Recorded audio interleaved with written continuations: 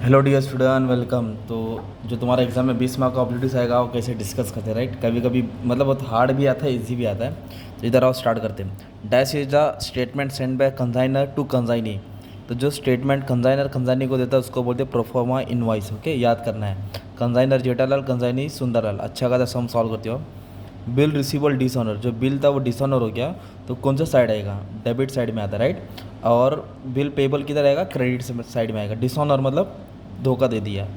Good signed on consignment account, okay, is close by transferring balance to dash account of consignor. किसके account? Trading account में transfer करके ख़त्म किया जाता है। ये भी लाइन याद करना है। ओपनिंग स्टॉक के बाजू में एक वर्ड है रिजर्व। तो ओपनिंग स्टॉक डेबिट में आता है और रिजर्व किधर आता है? क्रेडिट में आता है। ओके, ऐसे याद करना है।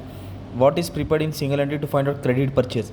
परचेज के लिए क्रेडिटर अकाउंट खोला जाता है, ओके, और क्रेडिट सेल के लिए डेटर अकाउंट खोला जाता है। ये तो कंफर्म ही पूछता है एग्जाम में। Cash remitted by head office to branch, मतलब किसने दिया है? Head office to branch. Head office ने दिया ब्रांच को तो डेबिट साइड, और ब्रांच ने दिया तो credit side. Fire insurance cover विच रिस्क। फायर है तो fire insurance fire risk cover करेगा ना यार। इसके बाद बोला है एक्चुअल लॉस ऑफ स्टॉक, जो भी लॉस हुआ तो उसका फॉर्मूला क्या है? स्टॉक ऑन डेट, जो भी स्टॉक के लॉस हुआ वो मतलब closing stock minus salvage. Minus क्या लेते अपन? सेल्वेज लेते, ठीक है। Memorandum trading account is prepare to find. तो मेमोरेंडम अकाउंट क्यों बनाते हैं? क्या फाइंड करने के लिए बनाते हैं? क्लोजिंग स्टॉक करने के लिए, ढूंढने के लिए बनाते हैं, right. If del credere commission is paid to consignee bad debts, loss is assume by. तो लॉस कौन झेलेगा? कंजाइनी झेलेगा, राइट।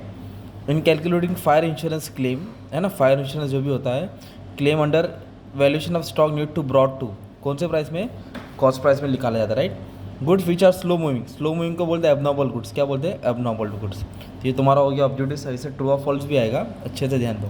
तो मैंने सब चीज़ अच्छे से एक्सप्लेन करा दिया, सम सॉल्व कर दिया है, ओके। तो को ज़रूरत है तो ये नंबर पे आप लोग मैसेज कर सकते हैं, पढ़ के समझिए, राइट। अब इधर क्या बोला है? ट्रू और फॉल्स। अगर ग्रॉस प्रॉफिट 20% है तो कॉस्ट कितना रहेगा? 25। 20 का 25 होता है कॉस्ट में, ओके, याद रखना है। परचेज रिटर्न क्या होता है? डेबिट होता है, किधर? क्रेडिट अकाउंट में, राइट। और सेल्स रिटर्न क्रेडिट में होता है, ये भी ट्रू है।